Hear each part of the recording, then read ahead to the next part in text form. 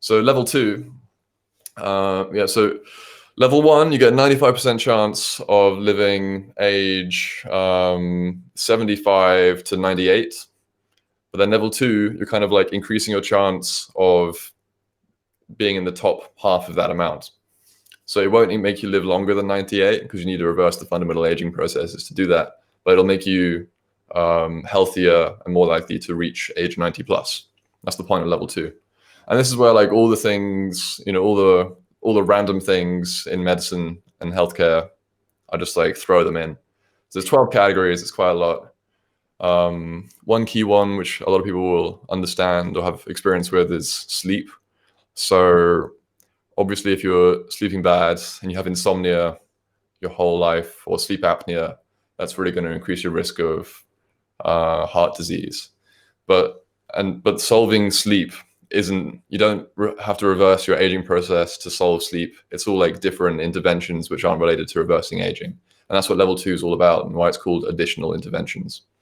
So things like, CBT for insomnia or CPAP or all these sleep apnea interventions, these would all be level 2 therapies for sleep because they're solving a level 2 category problem. So why wouldn't you put, say, maybe sleep in level 1, or what's the difference between between level 1 and level 2, I suppose? Yeah, so the requirement for level 1 is it's got to have evidence that it gives at least 2 years gain in life expectancy for the vast majority of the population. So there's not, basically for all the level 2 stuff, there's not enough evidence that these things will do that. So yeah, for most of the population, if you have the best sleep you can versus the worst sleep you can, we don't have enough evidence to say that that will add 2 years guaranteed almost to your life expectancy. But we do for things like alcohol and smoking, all these things. So another interesting one on this level 2 is solving medical conditions and using PubMed. So point 11 on there. So a lot of the reason people don't live to, point 11 and 12 are kind of linked. So point 12 is your testing routine. So that's blood tests, imaging tests, and device tests. So an example of a device is a blood pressure cuff or a scale. There's some very simple ones. But the reason a lot of people don't live to age, like they do all of longevity 1, but they'd still die at age 75. One of the most common reasons is these points 11 and 12. So they don't do routine testing and pick up things at an early stage when they can easily be cured, or they don't act on those routine test results appropriately.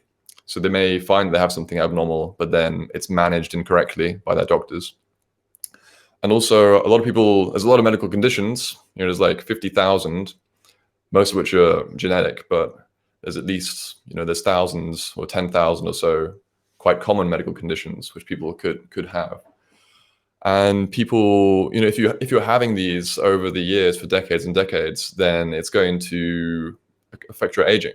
So if you have any medical condition or injury or anything that isn't normally an age-related condition, these can often accelerate aging in different organs anyway. So you're going to have accelerated aging and make you age faster. Say you have like eczema, which isn't really a fundamental aging disease that's caused by the aging process. Then your skin aging, and maybe your immune system as well, may age faster if it's not treated correctly. So there's going to be a lot of benefit from really solving all your medical conditions and also solving them as best as the evidence allows, because a lot of the time clinicians, even specialists, are several years behind the latest studies unless they're an absolute specialist in like a niche area. There's always like multiple randomized controlled trials that they miss. It's quite hard to believe that that's a thing, but there's just so many trials now that it's really hard to keep up if you're not a niche specialist in a particular area. It's 50,000 randomized controlled trials a year. So it's very hard to keep up because often there's a lot of those that's relevant to your condition, even if you think it's not directly relevant as well. If you have these conditions, then it will accelerate your aging beyond the baseline. Okay. So, yeah, if you have, autoimmune conditions, or like type 1 diabetes, for example, is a good example. It's not really an age-related disease, but if you have it, it'll accelerate the aging of all your blood vessels, for example, and then your blood vessels biological age of that organ would be older than if you didn't have type 1 diabetes for someone of the same chronological age. So yeah, level 2 is basically personalized precision medicine. So personalized, I mean, like, it's really tailored to the individual's medical history, and really involves the patient themselves. And by precision, I mean that then it's tailored to their biomarkers, whether that's blood tests or whatever. So like level 2 diet, for example, that's where we're monitoring the levels of every vitamin and mineral to screen for deficiencies and insufficiencies, and doing dietary interventions to get them up to the optimal range for health.